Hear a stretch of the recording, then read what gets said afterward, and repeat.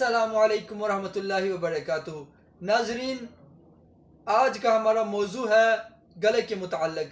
गले के अंदर जो टॉन्सिस बन जाते हैं, या गला ख़राब रहता है, या गला दर्द करता है, या गले का कोई भी प्रॉब्लम है, इंशाअल्लाह इस कावे से आपके गले के तमाम मसाइल दूर हो जाएंगे। शाफी कावा हम आपकी खिदमत में लेकर आए हैं। बहुत ही आसान नुस्खा। मुनक्का 5 तोले, खूब गला 5 तोले, 7 दाने मुनक्का के आधी चम्मच चाय वाली 2 कप पानी में पकाएं। जब 1 कप पानी रह जाए, शहद डालकर इस्तेमाल करें। इंशाअल्लाह 3-4 मरतबा इस्तेमाल करने से गले की दर्द, गले की खुशूनत और गले के अंदर अगर टॉन्सिस हो तो इसको 15 दिन इस्तेमाल करें।